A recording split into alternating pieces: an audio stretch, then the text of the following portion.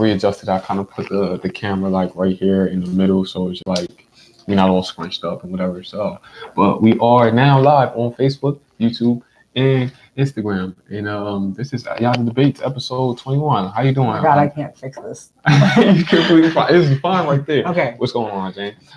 Today, this is something that we haven't really touched bases on. I know we like touch bases on like a music debate, but I kind of was like thinking about like as far as like pop culture and what we call like quote unquote sellouts. You know what I mean? Like it's just like, and I'm gonna tell you, I feel like we kind of like we throw the term sellout when we like not really like a fan too much of like their work anymore, or if we feel like it's like being like over commercialized or something like that. But I want to get into this. This is like is, and I want to ask you: is pop culture really a culture?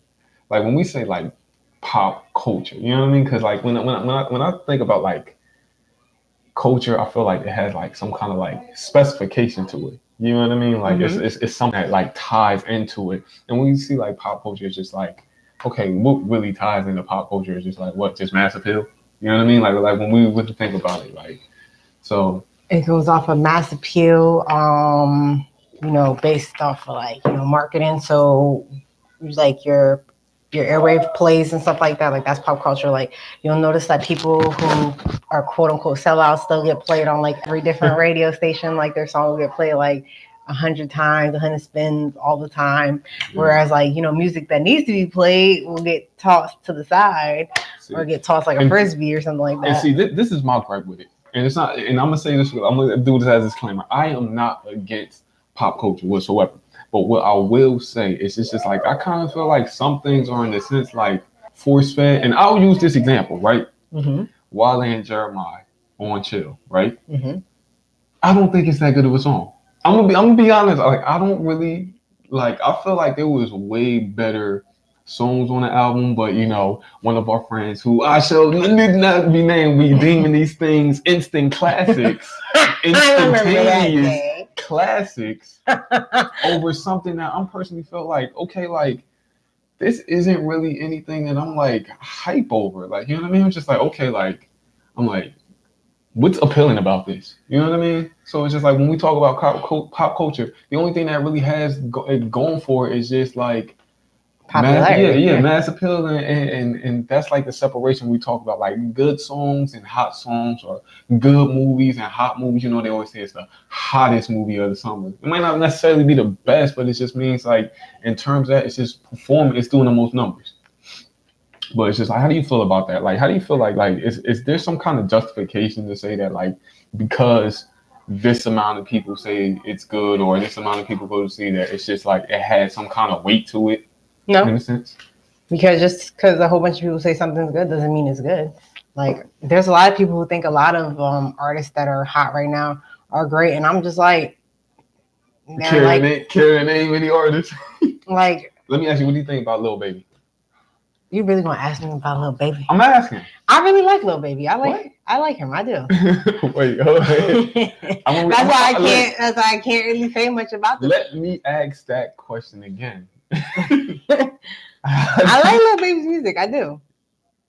Do you? I listen to Lil Baby music. I listen to it. I got his albums on my phone. Yeah? Yeah. I know you're a big, I remember you said this early on, you're a big Moneybagg Yo fan. Yes. So let me ask you this. What makes you, like, what appeal does Moneybagg Yo music have to you? For me, it's the appeal of the dude that was, like, the broke hustler that just came up, Like, I don't know, like, I don't know. Listen, I have a gangster complex where I like gang members. I like gang members who prosper. So that's just me, like, because I grew up listening to like Styles P, D Block, the Diplomats. Like I have all their albums, Jim Jones, all that. So like Moneybagg Yo, like, I started getting into more Southern rap. So, at first it was more like, oh, I like New York rap. Like, that's it. That's the only rap that I like. So when trap music, like, came out, I was like, oh, you know what? like the beats is kind of hard. Like, I don't understand half of what they're saying sometimes, but Mm-hmm. once I started really like listening, like they're saying what their struggle down there too. It's like, people think, oh, they don't have those kind of struggles down there in the South easy going and stuff like that. And it's like there's a hood everywhere you go, Memphis, Atlanta, So when we talk Baton about that, and Rouge. since we on like the topic of like trap music, right? It's just like when we talk about like some of the origination of trap music, like before it became pop culture, before trap music became the new standard. We talking about like Gucci Mane and OJ the Juice Man. And When Young Jeezy. yeah, Young Jeezy and T.I. and all these dudes, when the New York rappers were hot. And trap had its own thing. It was like this kind of like southern flavor. You know what I mean? It was basically the trap and the hustling. Because before everything was just like it was gangster. You know what I mean? It was like I rob niggas, I shoot niggas, I kill But niggas. before that, it was just like more like rhyming, and then it was like the '90s kind of like Biggie, Jay-Z, and all that. They brought the gangster rap into it, like the NWA and all that stuff like that. So like you gotta look back at that, and then now we're transitioning into where niggas don't be saying anything on songs. They just be like, listen, I pop mad Zans and do lean and smoke mad weed and die. Like that's it. It's amazing to me because I was listening to like earlier. This was like I don't even want to say 2 hours ago, right? I was listening to Hot, Young Thug and Gunna, and I was just like, what the fuck is Young Thug saying? It's just like. And it's like so when we say like that, it's just like in what aspects of like it's like is Young Thug one of those people like he's just when Young Thug first came out, he was rapping about stuff, but I feel like as they get comfortable with their like status and their money, they're just like, I could just rap about whatever, and people won't eat this shit up. So do you think that? So let me ask you this, like in confirms the sellout, because Future had an interview where he was talking about this, right? He said, I don't really pop pills and do lean like I be saying in my music. He was just like, I just do that because that's what the people want to listen to. That's what like, is that a sellout? In a sense, I'm gonna give a 2 thumbs on that. Future, yeah, you a sellout for that. Yes, sell because out. It's like you're not. I mean, for me, like if you're gonna be an artist and your music is your craft, you should speak your truth. That's like your outlet. So if you're not speaking your truth and you're just saying whatever you think people want to hear, it's kind of like you're a fraud. Yeah. You feel me? Like your music should be, all right, if I'm writing poetry and I'm writing poetry about things that I don't really do or know anything about, but I'm writing it because it's hot and that's what people want to hear, that's not going to make sense. How can I relate to something that I don't do or know anything about? Now let me ask you this. I know you're a big Weekend fan. Don't you even do it. With Starboy. We could just skip over this subject right now. I want to ask you firstly. Starboy, because I listened to Starboy, and I'm gonna tell you this: like, I jumped on the Weekend train late. I can't really tell you too much about the trilogy. You know what I mean? I really started picking up after he did he was on. Don't make me turn this debate into a whole. No. If we're gonna take it there, we're gonna take it there.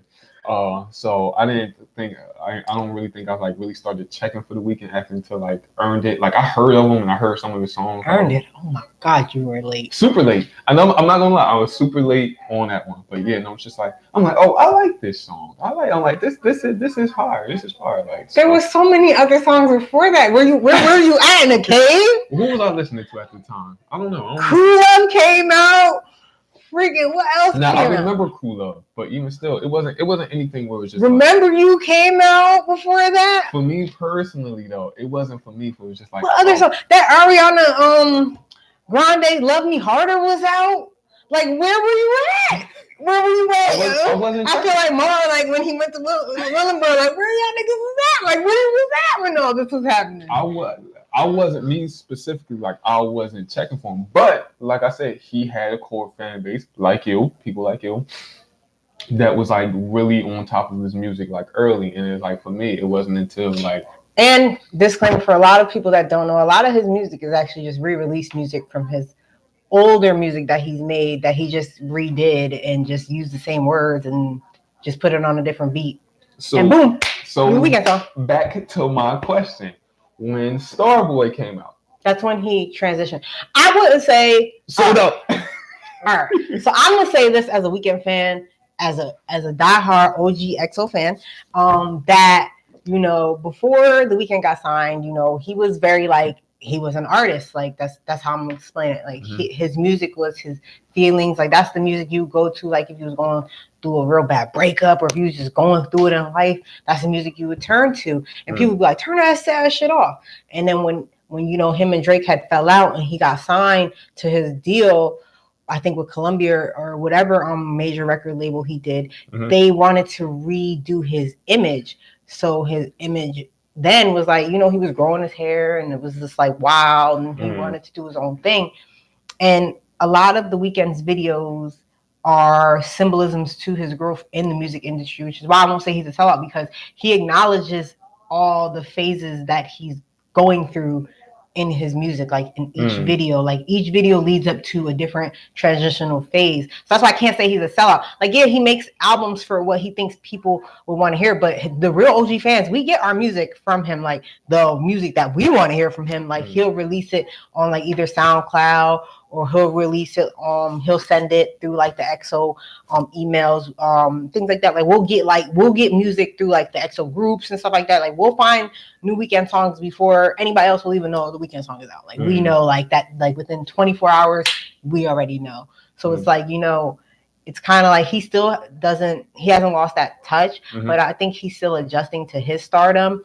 And Starboy was just like his taste of like, all right, let me try to do like a commercial, like real commercial album. I could kind of feel what you were saying that, because I remember I'm a J. Cole fan, and I remember he was saying that like with his second project with Boyd Center, which I actually thought was like an amazing project, but in his interview he said he didn't really feel like it was his body of work, because he still had that monkey on his back where it was just like yeah, I'm trying to stay true to myself, but I still want to appeal to these people. Like, you know what I mean? I want this kind of like attention. I want this. So it's just like, and he admitted, he was just like, I won't say he like sold all the way out, but he was in a position where he was just like, he was making certain songs and producing certain content purposely for gaining attention, or, you know, for he felt like doing this will put me higher on the charts. Yeah, they do things.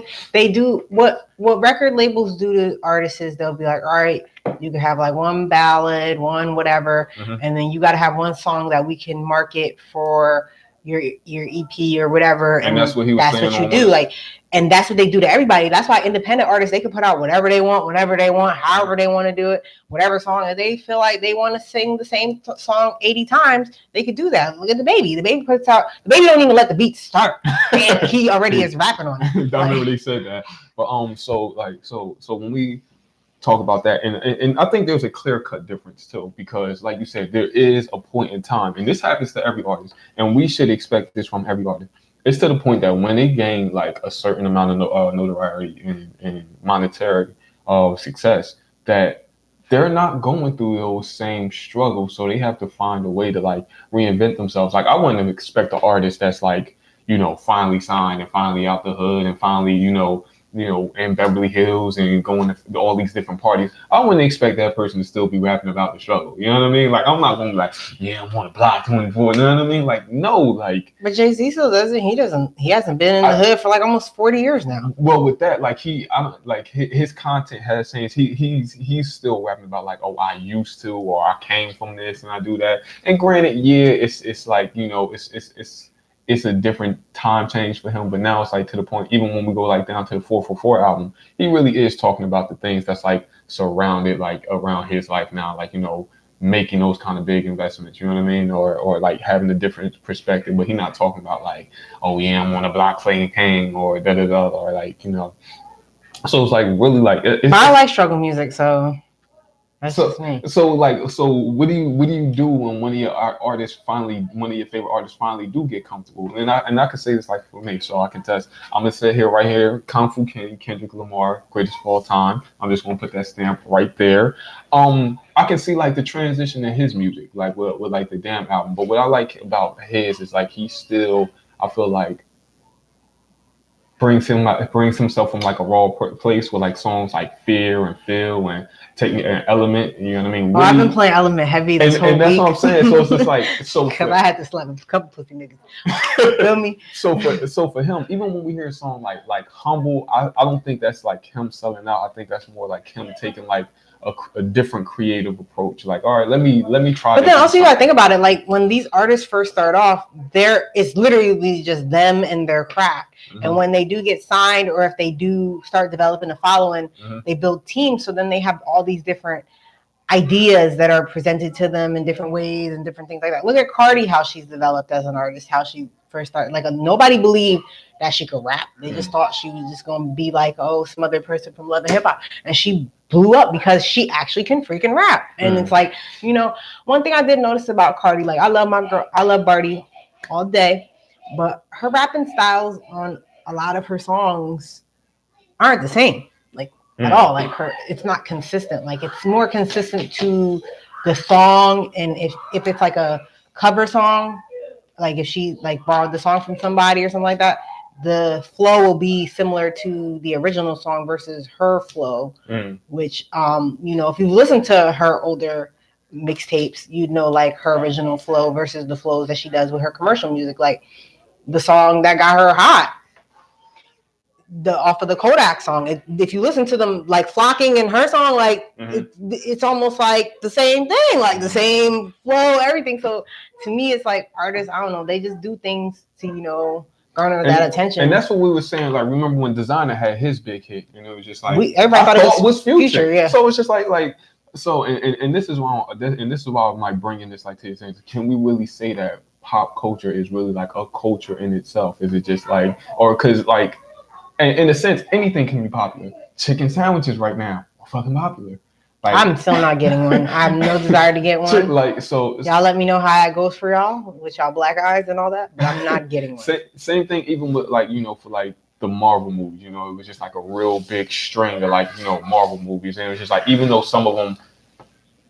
They say, well, we glad that you tuned in. We appreciate that you taking your time out. But yeah, like even with the Marvel movies, it was just like, you know, every year, it's sometimes twice a year, and it was just like, even though some of them wasn't even really all the way up to par, it was just to the point where it's just like, well, these are the movies that people like to see, so this is what we just want to keep pumping out.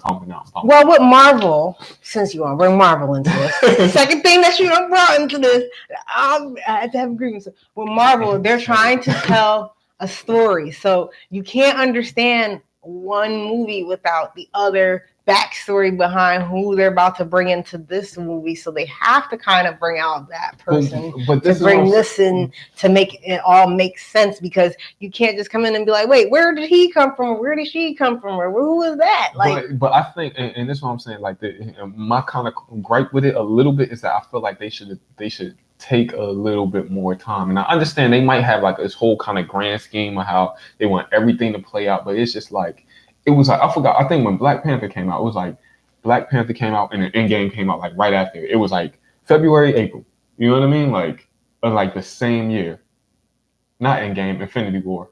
I was gonna say Endgame ain't come out for like, yeah, you know what I meant. I was supposed to be like, whoa, hold up, wait a minute, what did I miss? There were so many movies in between that. And then it was the same thing with Captain Marvel and Endgame.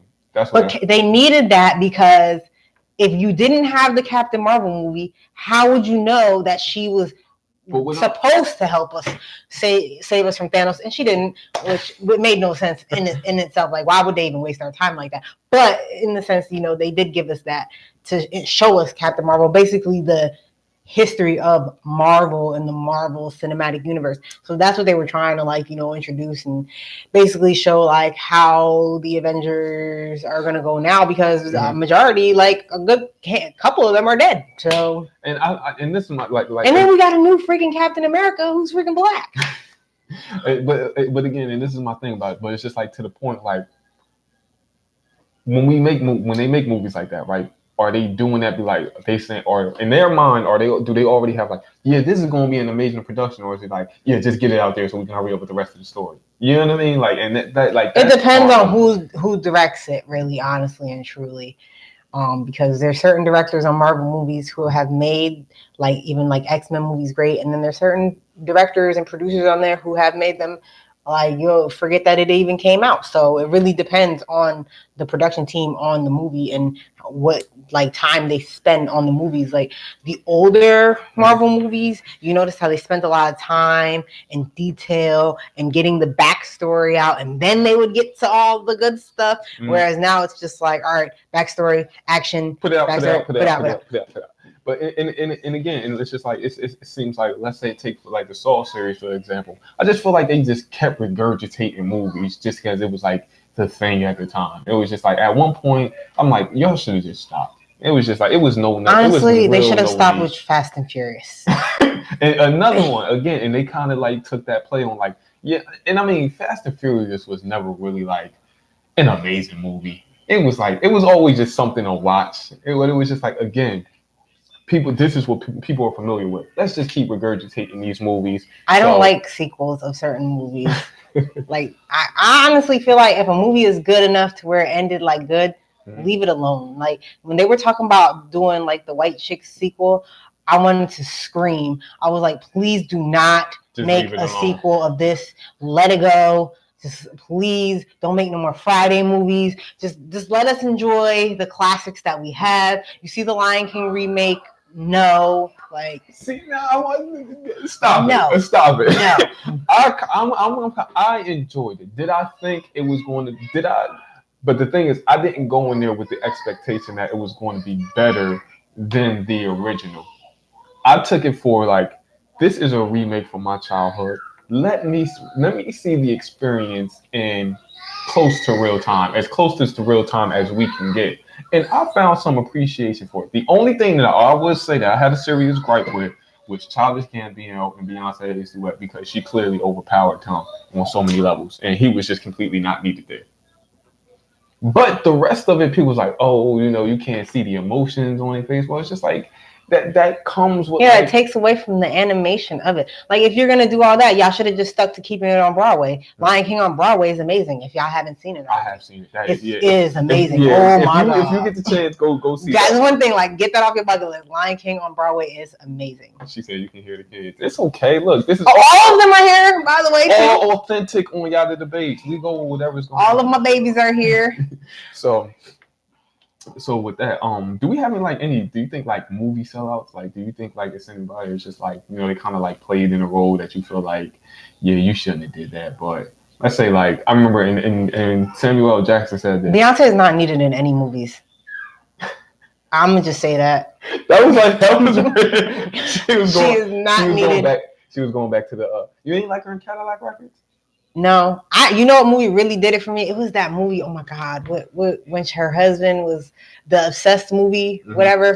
I was like, you know, she's not needed. I think she should just stick to her beautiful, wonderful craft of, you know, singing and burlesque dancing. But as far as like doing anything else, acting wise, she's like a plank.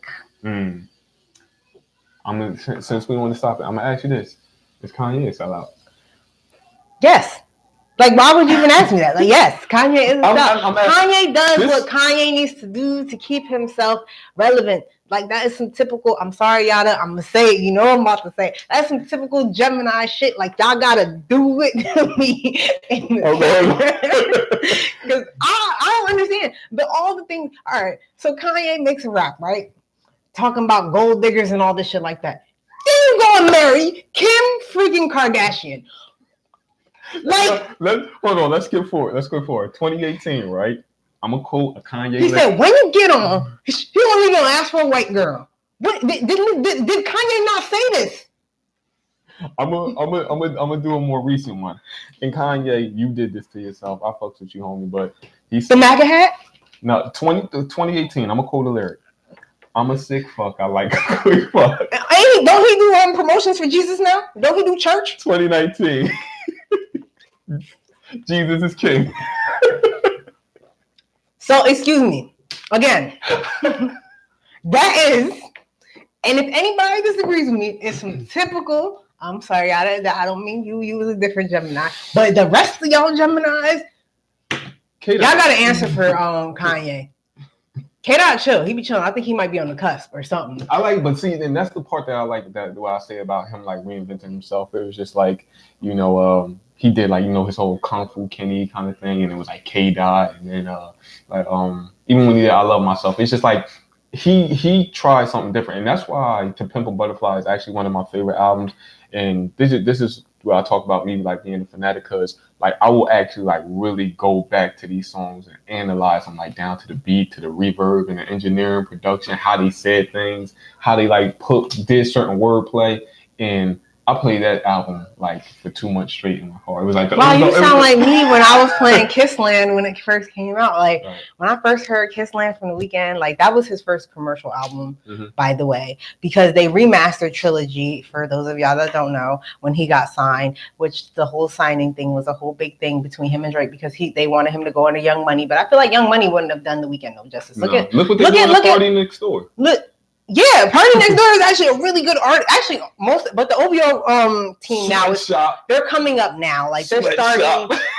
But look how The Weeknd put all his boys on, like all of them. Nav. It's another one. Oh my God, it's some fat dude. Is it Belly or Gashi? I think it's Belly. Belly is a couple of them EXO baby on there, but Nav is like one of the main ones that I could say like he really like made sure that his boys and whoever was under EXO, like he stayed loyal to his EXO crew. Like even when Drake said fuck EXO and them young boys, they still stayed true to what they was doing or whatever. Typical Scorpio niggas hating on Aquarius and whatnot. But The Weeknd, at the end of the day, like when he did Kissland, it still had remnants of the old Weeknd, but then he started to develop into the commercial Weeknd, and then Starboy was like his commercial album. Like I always tell people, like I could not relate to Starboy because I was not a happy individual when it was released, so I did not relate to anything on there. Like I don't even think I have the only song I have on there I think is Nothing Without You and Die For You, and that's it. Those are the only songs that I can relate to, and that's because Die For You I want somebody to play at my wedding. But that's that. But other than that, the album that really reminded me of the old Weeknd recently would be the one that he released last year when I had came back from Jamaica in April, which is My Dear Melancholy, which is the album that he dedicated after he broke up with Selena Gomez to get back his baby, Bella. And I'll tell you like this, like, and I'm gonna be completely honest right here, like, I feel like this Wale that we hearing right now is the first authentic Wale, and everything before that is a sellout Wale. And I'm gonna tell you why, right? I have no comment on that because I haven't heard Wale. Whoa! Facebook is trying to reconnect. But Shahan must did that because she a huge Wale fan. She probably flagged your post. And I'm gonna say this though because like previous, like I remember like Wale before he started blowing up, and Wale really had like this kind of like poetic, like kind of nature to him. But then when we hear like songs like Slight Work, or he's doing songs with like Roscoe Dash and Waka Flocka, it was somebody just like, told me that Wale's music, I can't remember who it was, they said that Wale's music incorporates a lot of the go-go music from down in that area, like the beats. Yeah, but the go-go music. You can hear that in certain elements in other songs, but like again with like a song like Slight Work or No Hands, it was just like, and I'll tell you this, I felt like he should have never signed to MMG. I felt like he would have been a better fit on like, and I said this a while ago, I feel like he would have been a better fit on like Good Music. You know what I mean? Because I feel like his style. But look at Kid Cudi and Big Sean. They're on Good Music. Yeah, but that's what I'm saying. Like I feel like he would have Are you connected to the Wi-Fi here? No, I'm not. I am just using my data, but it's like recorded. Let me just like re-go live again. If you want, I could connect it to the Wi-Fi. But I mean, I'm normally fine here. But again, I felt like his position would have been better on Good Music, just because of the style the kind of style that he does. And I should have told everybody to go to YouTube, but we will continue in here. I feel like his style of music, like you said, with the Kid Cudis and with the Big Sean's, I feel like he would have had like a better play on that as opposed to being on MMG with like Rick Ross and Meek Mill. Like I felt like him and Meek Mill just didn't really like complement each other. I was just like my personal stance on it. But again, like I'm saying, when I hear songs like from knowing Wale to have like that kind of poetic nature about him, but to hear a song like Slight Work, or what was the other one? It was like a clap song, like clap, clap, clap. Like I forgot what it was. It was on like his Black Heroes album or something like that. It was just like, Wale, this is not you.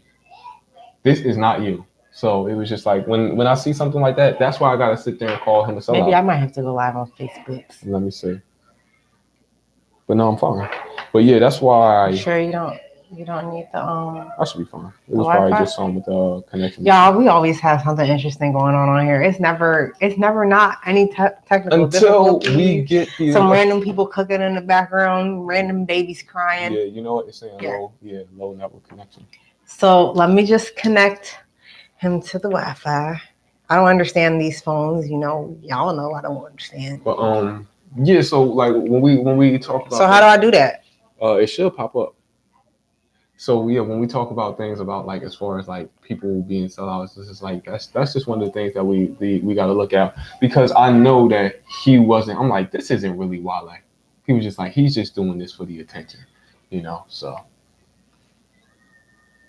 and you know what it is? Probably doing all of these debates. Honestly, it's probably eating through my data, or either that or my phone is broken. Because You need a new phone. it's not happening. Not until the glass starts cutting all my fingers off. It was gonna cut my finger. I was just waiting for it so I could just scream and be like, "The debate is over." He's like, I'm bleeding. I'm leaving. But so let's take it back into let's say what like why? yeah guys, my phone is like hold on, let me show you this today on Yatta Debates. Like I don't know what's going on here. It's like a kaleidoscope. Let me end this right now.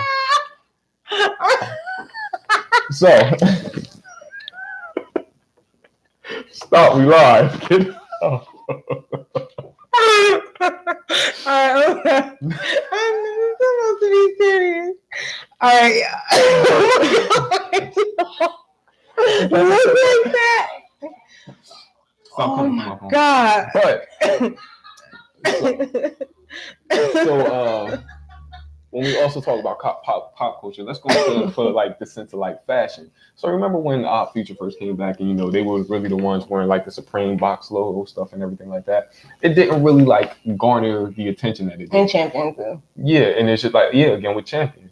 It's just like it didn't really gain like the popularity until we started seeing something else. And I'm gonna delve off to the right real quick with this.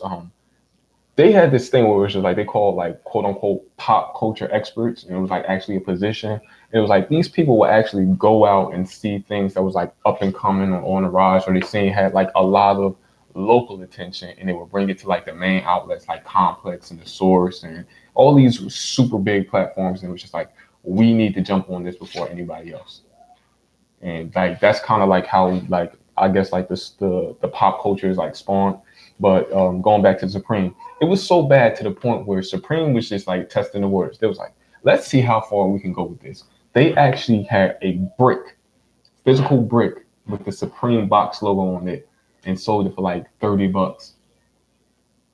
I remember that. Is that excessive though? Like so when we talk about things like that and being like, but why did your camera do that? I don't know. I'll probably crack it somewhere.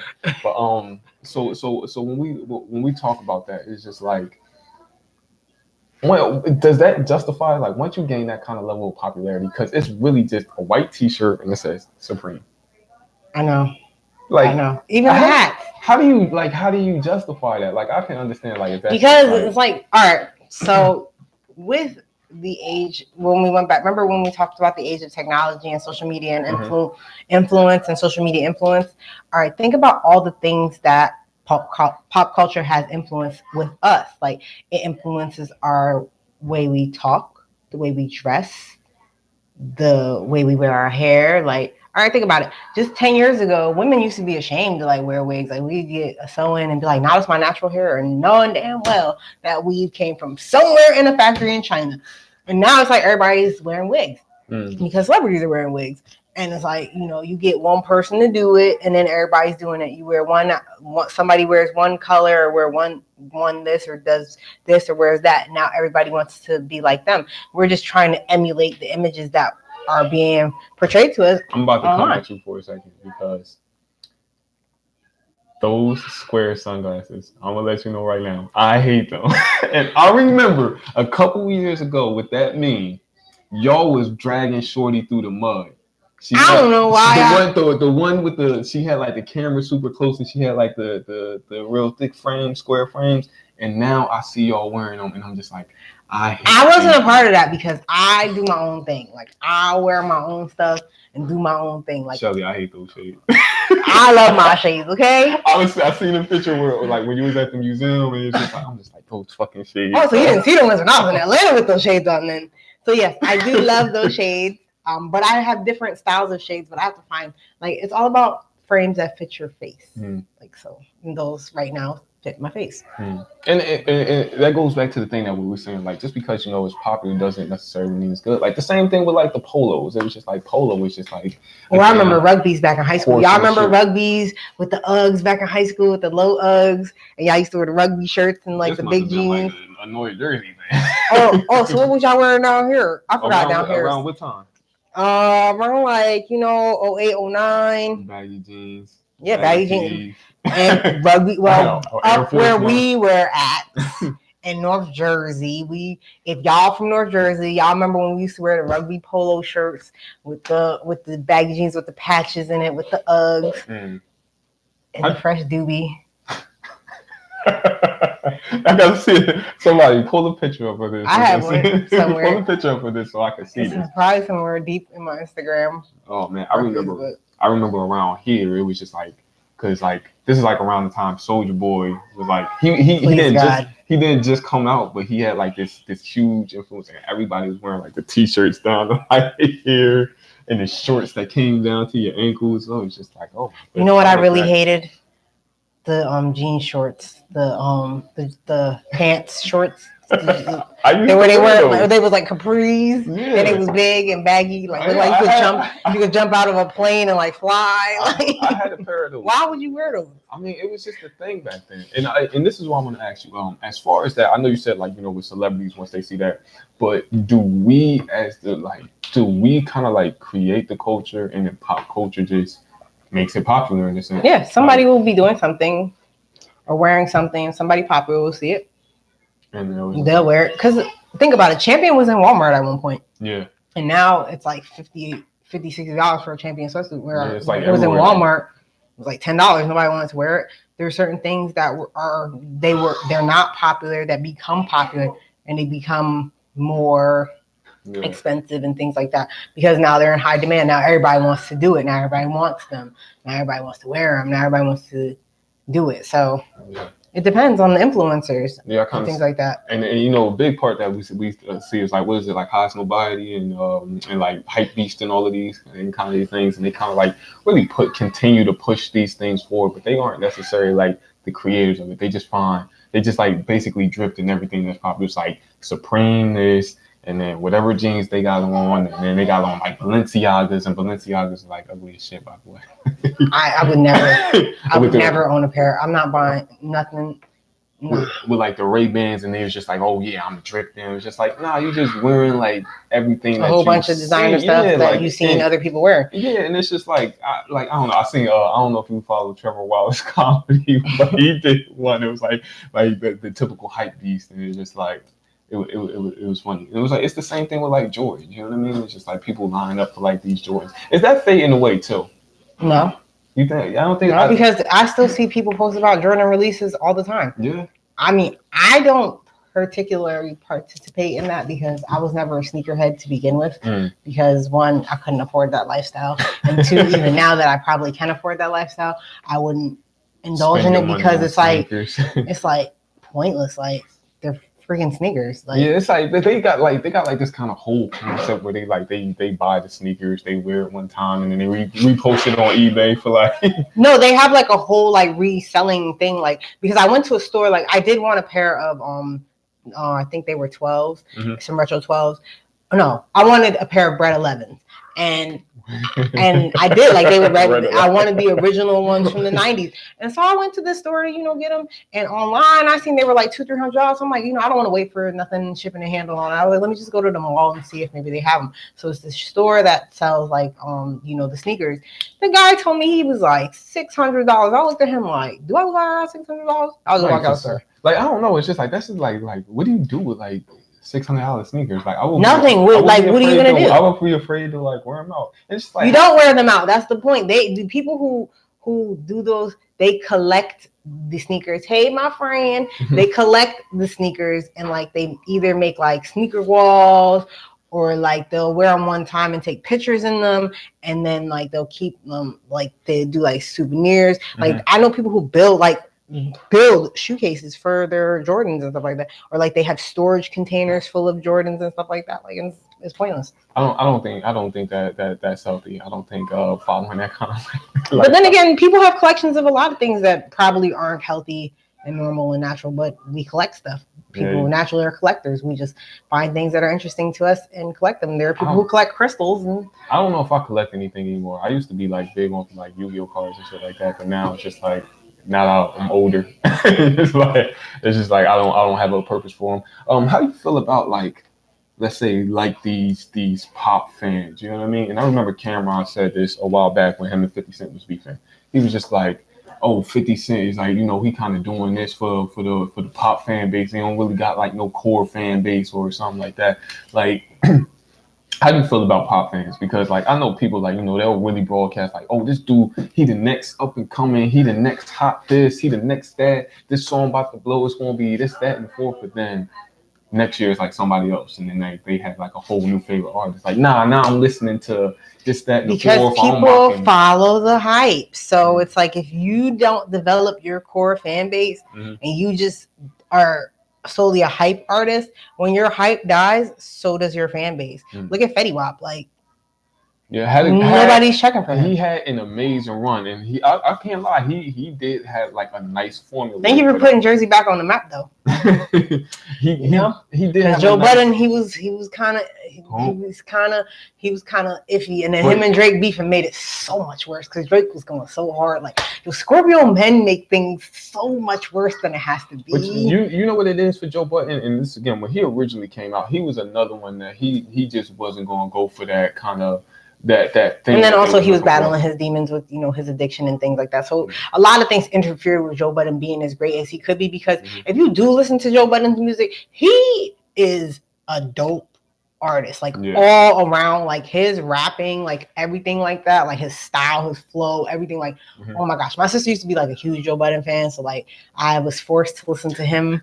I've never heard anybody say that. Like, so yeah, no, she was a huge, like, she used to, like, when she was big on Twitter, she used to like tweet him all the time, and he would tweet her back and all that stuff like that. So like she was like really like into. So I would like listen to his music and like listen. I would be like, damn, like even like the music when he would be talking about him and Tahiri, like he's an emotional rapper. He's a Virgo, so Virgos, they express their emotions very. I don't know how to explain this, but yes, Virgo men are very just. They just there. And he would like put his pain in his music, and that's how Joe Budden would express himself.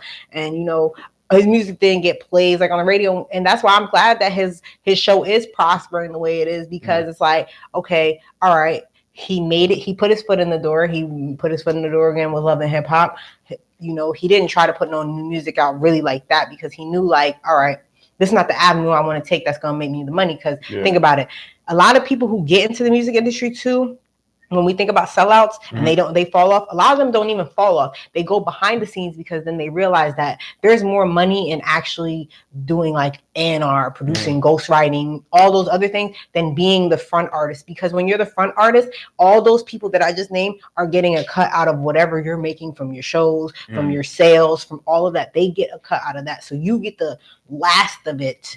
And that's a big thing that, rest in peace to Nipsey Hussle. That's what he was talking about, and that's why. And a lot of them don't own the rights to their music. They don't own their masters. So then they sit there, and after they want to go somewhere else, or they do try to own their masters, they usually end up dead. And Nipsey Hussle, Michael Jackson, Prince, all these people just magically end up dead after they own the rights to all their music. Yeah, and that's one thing that, like, I won't say. It took him a while to break through, and he always had this in his interview. He's like, my album won't come out, at the right time, because he wanted to do it, essentially like the right way. It's just like like all these mixtapes and all these like projects that he was putting out before, they wasn't really getting any real national radio play. Like, he might have been heavy. But he did. But one thing about Nipsey that I can say that he did before he died, he did have a core, solid fan base, because I remember when his mixtape came out and it was $50. Yeah. I think no, it was $100, and people went and bought it. Yeah. Yeah. People went and bought it. Me, like, I waited till it was free on that Piff. Oh my god! And like, I'm for real. Like I'm Crenshaw. Like, shout out to Crenshaw. And that was his album, and it was like 2013, and it wasn't really like necessarily what I was like hearing on the radio, but he was really like doing his own thing, and it was like it stood out to me. Like, you know, songs like, you know, Don't Take Days Off, Summertime in That Cutlass, 4 a.m. Like it was like really like these. And I don't think Nipsey ever sold out. I think he stayed true to who he was in all of his raps. And, you know, the truth shall set you free. Like, as an artist, like he stayed true, consistent in his music. Like, his music was consistent, his flow was consistent. And when you have that, when you walk into like these meetings with these labels, you have more leverage, because you can say, look, I can do this with you, or I can do this without you. Because like, you gotta have. Like, and they don't like that. A lot of labels do not like that. They want they in this streaming era, I can say it's a different feel, because we kind of decide what songs are popular now. Like, and I remember this was like if you on YouTube and you get a whole bunch of streams on your music, you're gonna get hit up by a couple record labels. SoundCloud, if you're popping and you got a good fan base, you're gonna get hit up by a couple record labels. I remember when Uzi signed his deal to DJ John, he said that was like his issue with it, because he wanted to release new music, but they were saying the label was like, well, let's see what the YouTube numbers do first. You know what I mean? And it was kind of like he didn't, at that point, what they were saying, he was upset. A lot of them don't understand the literature of when they're signing these contracts, which is why a lot of new artists get sucked into this. Like, you'll see like a new up and coming artist, and they're super developed and they're like really good, and they got really good music, and it's like really great, and then all of a sudden they just disappear. Yeah. Because these contracts and these labels and these budgets, and these record labels be like, all right, we're gonna sign you, I'll give you this bonus, and then we're going to promote our other artists first. And then when we're done with this artist, we're going to get back to you. And that could be like a year, 2 years, whatever. And it's like, we done forgot about whatever his name is. And then it's like, oh yeah, what's his name is coming out with a song. And everybody's like, okay. Yeah. Like, all right, whatever. Is that what happened to, what's his name? See, there you go. What's his name? He came up with Young Thug, Rich Homie Quan. Is that what happened to him, in a sense? Rich Homie Quan, you know, because he was another one. He came out. He was like, "Oh yeah, I'm a trap star. This that. I'm in the block. I'm in the hood." Rich Homie Quan did his own thing. Like ooh, like, you know what I mean? Like, and it's just like, that's another thing with like label things. Yeah, like, if you're not under the right label, all right. Look at T.I.'s recent interview about Iggy Azalea and how he said that she was his quote unquote biggest blunder. And the only artist that I could say like T.I. really push and put out really on Grand Hustle was Travis Scott. It just kind of makes me sad because Iggy Azalea had her own fan base. I hope I'm saying her name right. I hope I'm not saying the other person. No, you thinking of Azalea Banks. Yeah, whatever, that crazy bitch. But she had a fan base in her home country in Australia, and then she came here, and Fancy was doing great. Like, it just got beat out by Lizzo. So for him to say that she was a blunder, it was just that she didn't have the right team behind her to promote her and back her appropriately the way that she needed to be promoted, and her music needed to be promoted, because I'm pretty sure if she had the right team behind her, she probably would be doing way better. Look at The Weeknd's marketing team. Like, he won't put out music for a year or so, but his fan base is consistent as shit. We will go hard for The Weeknd. Drake, all of them. Like, Drake is in a funny position because Drake has a core following, but then he also has like that pop following that's just like, you know, just his Drake's like hottest new song. But his pop following is hot and cold with him all the time. Yeah, they're hot and cold. Whereas his core fans are just like, you know, Drake stands for do right and kill everything, and that's just that. And I'm gonna tell you this, like because both of y'all equally go hard for Drake, but it's kind of hard to discern like who's like a true Drake fan. You can tell a true Drake fan from a pop fan easily. Just like you can tell a true fan of an artist from a fake fan immediately by questioning them things about the artist's authentic work. Not even just about their background or where they came from. Or what's the hottest song right now. Or whatever their hot song is. Just ask them like, all right, when he first did his first album, who produced it? Ask them questions like that. they were like, oh yeah, well, no, they wouldn't even know Trey Songz helped him produce that shit.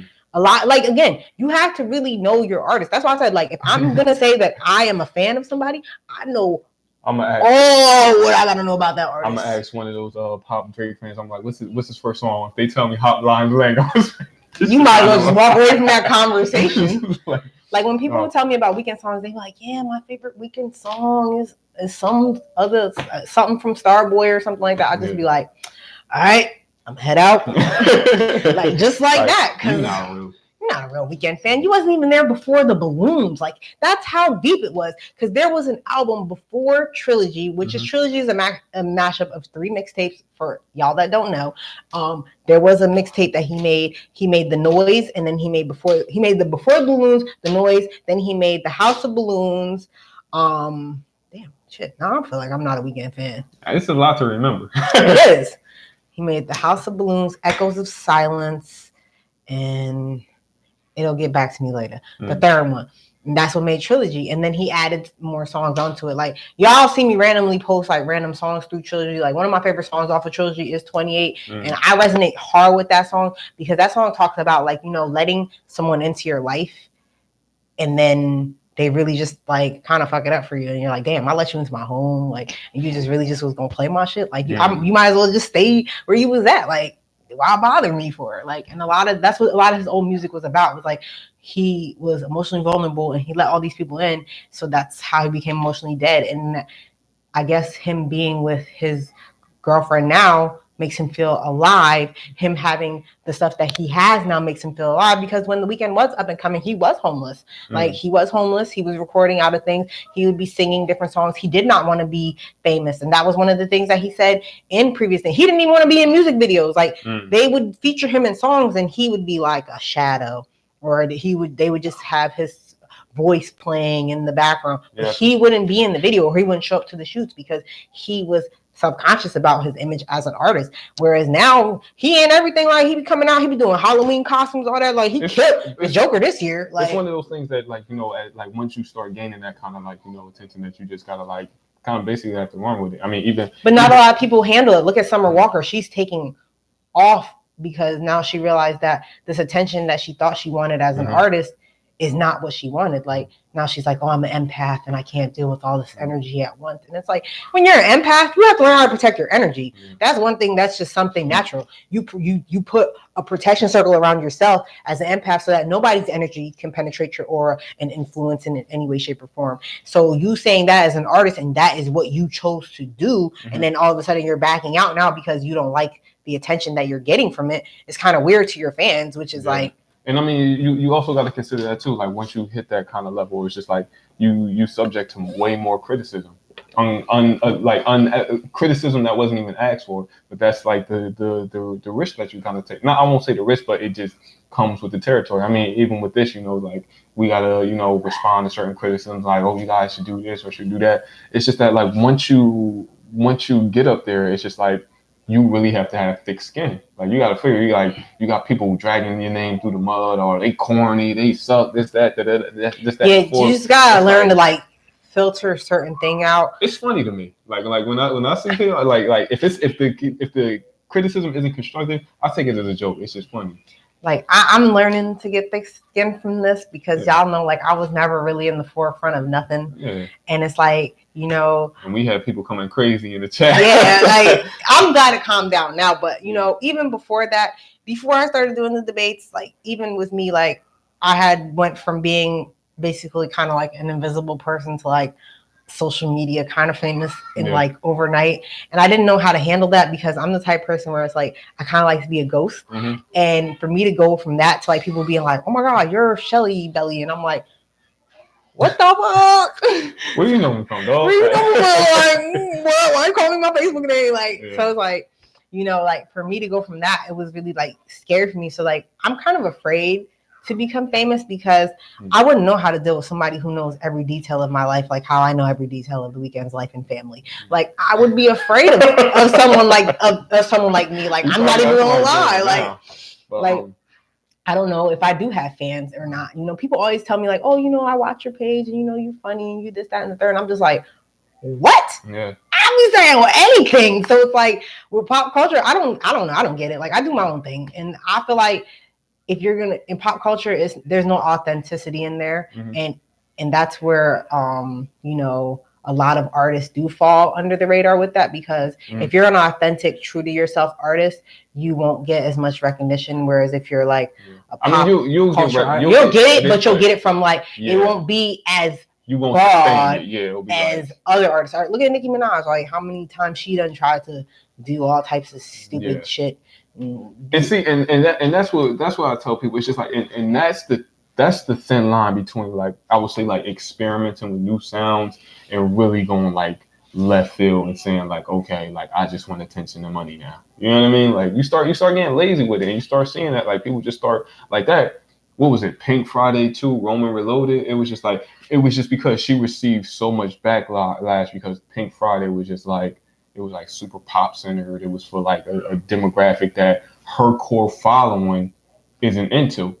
And when she did this is Pink Friday, Roman Reloaded, she was like, no, I still want to show y'all that I'm still about that I still got this kind of potential. But it's just like at that point, it's kind of like, in a sense, too late. Like, like, because once you put out that body of work and you say, this is my catalog, this is what I want to present to the world, you put it up for criticism, and people never won't forget that moment. You know, especially in today's age. No, nobody. Yeah. They don't let anything go. People don't let anything go. Yeah. Like I mean, like I said now, like if it was back in the day, like, oh yeah, that Jagged Edge album was corny, but ain't nobody gonna say it now. But like now, we got. Like, I mean, they do say it when when they do the True TV. Where are they at now? The reunion. Yeah, like that's when they do it. But like where are they now? Tamia, like a lot of artists will admit like certain album songs and things flop because they weren't promoted correctly, or because they were going with more who was hot now. And that's what a lot of things do now. They go, who's hot now? What's hot now? And who can appeal to the crowd right now that's going to be buying. And if you notice, I don't know if y'all ever been to concerts, but like a lot of the times, a lot of hip hop concerts, it's not us. When I say us, it's not us that are up in there in front row. It's the pink people that are there. Where do you get that term from? Because I'm trying not to say the other words. So it's usually them that are there in the crowd, in front row, in there. Like, look at Travis Scott's concert. All right, just look at Travis Scott. Yeah. Look at The Weeknd. Look at Nicki Minaj. Look at all of them. It ain't us in the front rows. It ain't us buying them things. We'll go out, maybe like download Apple Music and download 2 or 3 songs of them or whatever. But we're not the ones that are making them their money. So they at the end of the day, they're gonna do what they gotta do to make their money. So if they gotta appeal to that demographic of people, they're gonna do that. And some of them are unapologetic about it, whereas some of them are like, oh no, I'm still gonna release a rap album or whatever. But it's like, so you go where the money's at. How do you feel about a Yatta Debates sellout? It was just like, we really like what you guys doing, but we need to make this more kid friendly. Can you not curse on the show? You really want my honest opinion, or want me to tell you? Or you want me to tell you what I'd be like? If we were like in like a meeting and they were like, we would really like you guys to tone down your image, maybe even censor it a little bit, and I'd look at y'all and be like, guess y'all don't want Yatta Debates here then. Because this is authentic enough. Like y'all hear babies crying, chicken frying, all types of stuff on this debate. Like you never know what's gonna happen. Yatta phone done messed up. I think it's time for a new phone now, Yatta. Meanwhile, I'm being like, we can replace her. All right, we doing Barney as a guest. All right, dog, I got you. I'm like, the Teletubbies reunion, bring it back, dog. How much is that signing for? It's like, but that all goes back to like how much is your soul worth, really? Because a lot of people, like, I see a lot of posts on Facebook, like even that boils down to pop culture, like how much is your soul worth? How much are you gonna sell your soul for? Like that. And J. Cole said it, like, how much is your soul, nigga? Like, because people really will, like, if you give them a certain number, they will really take that and run with it. They'll be like, all right, well, fuck whatever I believe in morals. You want me to be this? I'll be that. And it's like, damn, George, you was so cheap. George Clinton got a tour for the rest of his life because of that contract. Yeah. So, but again, as always, this is Yatta Debates, and this was a fun debate. I like this one with pop culture. And as always, we will be back. If you guys enjoy the show, please subscribe, click the notification bell, and we'll be here again as always for Yatta Debates. So. Yep. Make sure you guys tune in. And Instagram, I only got a minute left, but ain't nobody there. So